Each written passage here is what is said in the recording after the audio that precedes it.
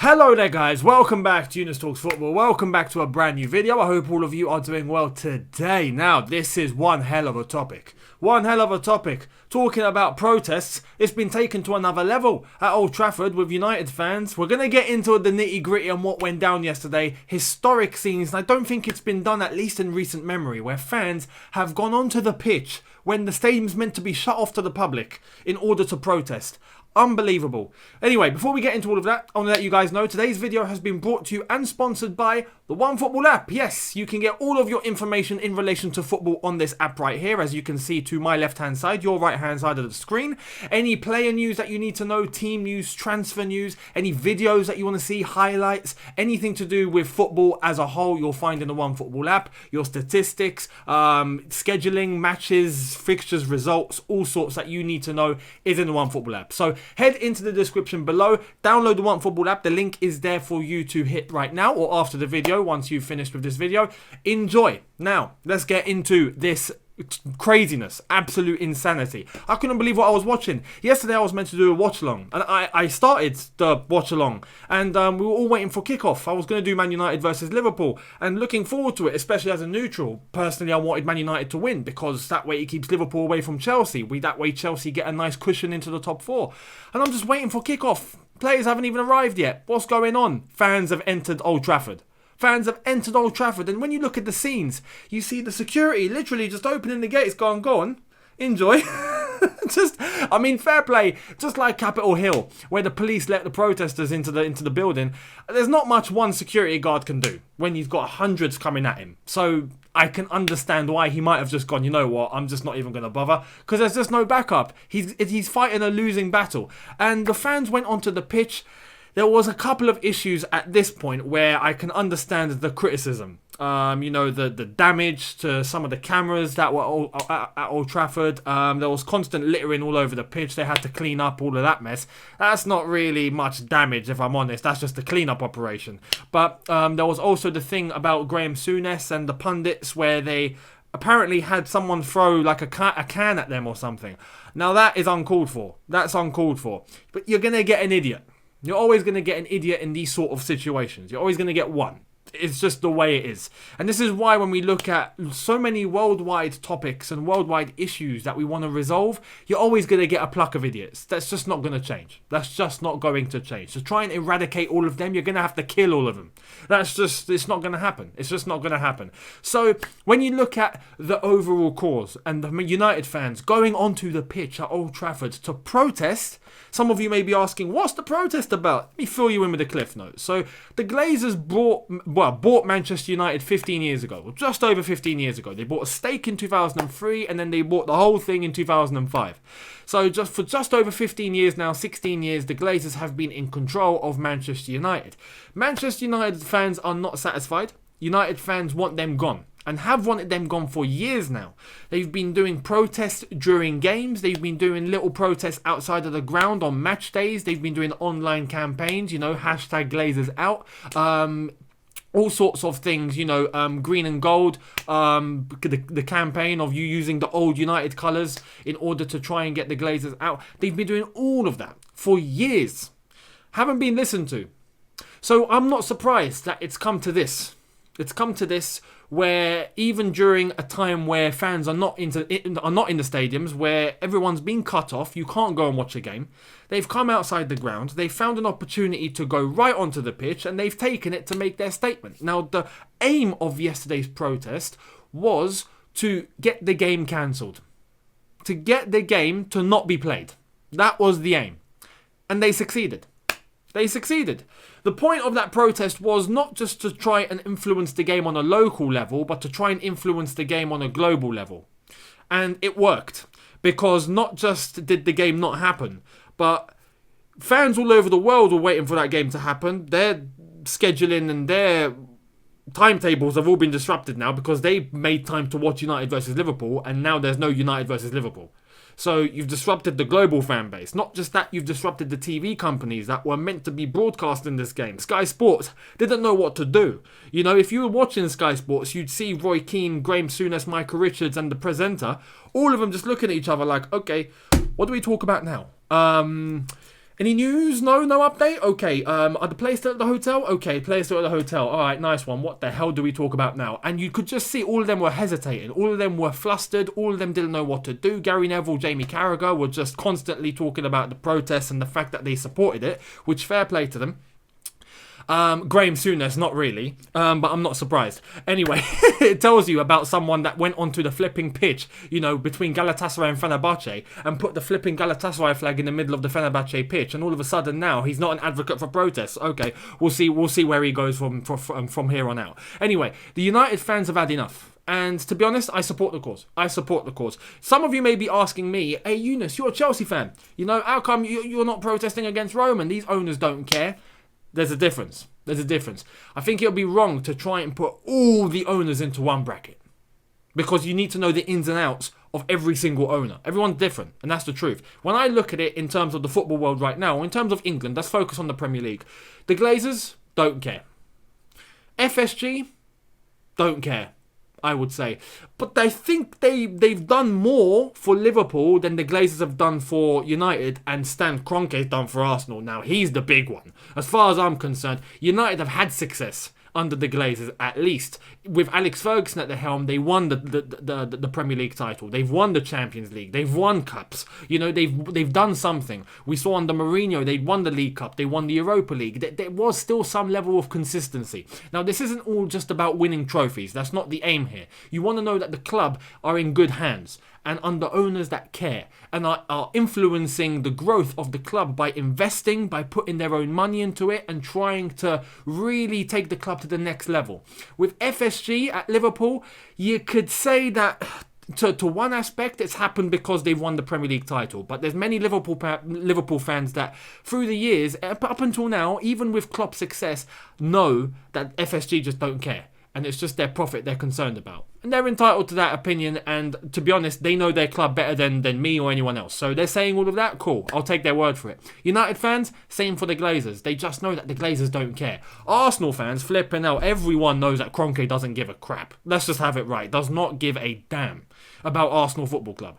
He hasn't invested a dime into that club. At least the Glazers have put something small. And the graphs are there and they're online and you can access the data for yourselves. FSG have put in a bit of money into Liverpool. The Glazers have put in a little bit of money into into United, sorry. Kroenke hasn't put a flipping penny into Arsenal. So you can see that he just really does not give a damn. He's just using that as an asset cycle. Simple as that. Just waiting for the club to generate its own money and then take a little bit and then move it over to the States and boom. It's a profit machine. That's all he's doing. So you can see that the owners don't care. With us at Chelsea, Roman does care. Now, some of you may be saying, hey, but he wanted to put Chelsea into the Super League. What are you doing? He doesn't give a damn. No. Listen, Chelsea fans, specifically, we know, and we made our feelings perfectly clear about the Super League. You get us out now. And this is not happening again. And with Chelsea, the problem is there is some fan influence. There is some fan ownership. The Chelsea pitch owners are a massive, massive influence with the operations at Chelsea Football Club. Chelsea fans, right, that make up the Chelsea pitch owners. It's fans and Chelsea people all over the world that own stakes and shares in the Chelsea pitch owners. Chelsea pitch owners own the ground that Stamford Bridge is on, own the turnstiles that the fans go through on a match day, and own the name Chelsea FC. That doesn't belong to Roman. It belongs to Chelsea pitch owners, and Chelsea pitch owners belongs to the fans. So at least we have some sort of influence. I don't think United have that. I don't think Arsenal have that. I don't think Liverpool have that, and that's kind of a problem. And this is why Roman has to keep an ear out to the fans and has to listen. And he's quoted himself that he doesn't actually use Chelsea as a big money-making machine. He knows that the business is good, but he's publicly said that there are other ways to make money quicker. I came into this because I like football and I want to run a football club successfully. And he's been doing that. You look at the men's team and what we're doing, fantastic. You look at the resources at Cobham, second to none, absolute world class. The academy flourishing now, flourishing with resources, infrastructure and talent. Some of them are making their way into the first team now. The women's team, look at the success that they've been having now. I mean, they've made their Champions League final. They've been winning trophies for quite a while now. The whole club, it seems to be running like an well-oiled machine, and we're seeing it becoming self-sustainable. We're starting to see profits come through the door now and the club falling completely out of debt. The same can't be said for Man United or Liverpool or Arsenal. Arsenal to an extent, but again, that's just because Kroenke wants to just just get the profits running and take the money for himself. He doesn't give a damn. But United fans have a big reason to be very angry about the way that the club is being run. And the truth is, the owners don't care. And United fans have had enough. Same for the Liverpool and same for the Arsenal fans. So I support that. Right now, with Chelsea, when I look at my own club, we don't need to protest on that level. We don't need to. Because we are quite sure and we're certain that Roman has been doing everything that's needed to keep the club at a level that we are satisfied with.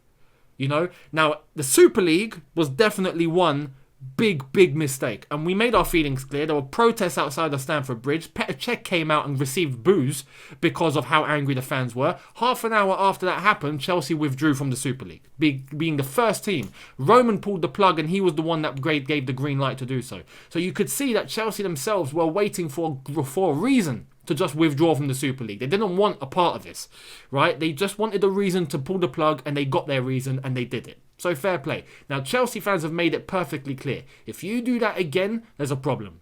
And if you do that again, regardless of the success and all of that, at that point, Roman's position as owner becomes untenable. And we've made that perfectly clear. With United and everyone else, it's different. The functioning of the club is completely wrong. They're not satisfied. Even at United, Ed Woodward and what he's been doing, and now he's resigning, but he hasn't actually left yet. He's leaving at the end of the season or at the end of the year. I don't even know what it is anymore. But they're still not satisfied because they know the next man's going to come in and just become a yes man. And that's the thing. United fans, from what they did yesterday at Old Trafford, I fully support it. I fully support it. And there needs to be action. Now, you're probably asking, what is the solution to this? What is the solution to getting the Glazers to sell the club, or Kroenke to sell the club, or FSG to sell the club? It's not easy, because just protesting isn't going to force their hand to actively try and sell their club. It's their asset. They own it. You know? They could just stay at home and just be like, I don't care. Protest all you like. I'm staying. It's my club. What are you going to do? Are you going to go to his house and pull him out of his bedroom? You know, like, you just can't. You just can't. So you have to try and find ways and solutions to hit them where it hurts. And where it hurts is their pockets. It's their pockets. If you can hurt what comes into this, right, you've got control.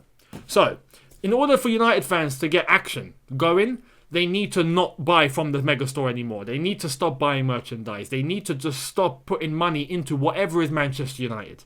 They need to keep the protests happening. They even need to keep the action going on. And if they can get back onto the Old Trafford pitch, they do it.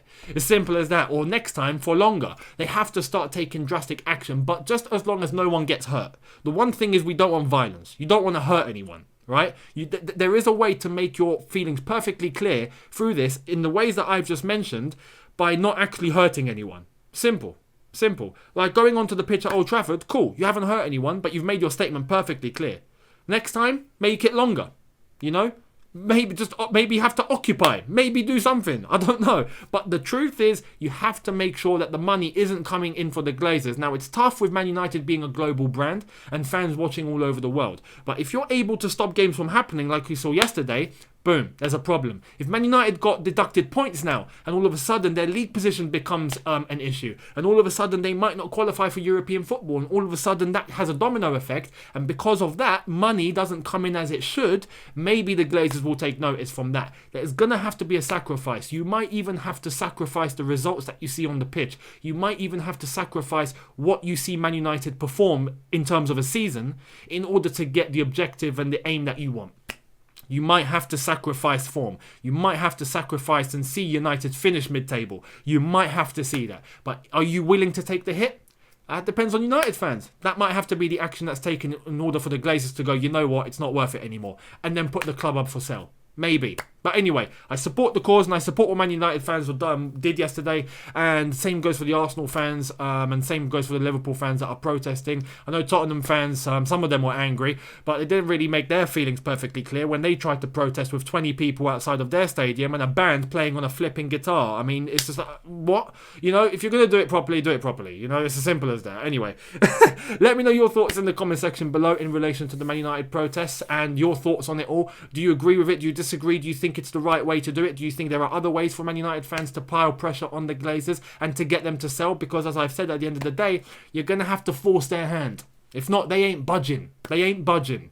So it's going to take a lot of work. But I wish United fans, Arsenal fans, Liverpool fans all the best in order for them to get owners in that they reckon actually care. And that's the aim here. So good luck to all of you. Thank you all so much for watching. Hit the subscribe button if you are new. Hit that like button if you did enjoy this video. Hit the notification bell to be notified once I've uploaded, of course. And be sure to catch my second video of the day, which will be a Chelsea related video. That will come later this evening. So keep your eyes peeled for that one, and I will see all of you then. Don't forget to download the OneFootball app as well. Link in the description. I'll see you later. Have a good one. Look after yourselves. Take care. And peace.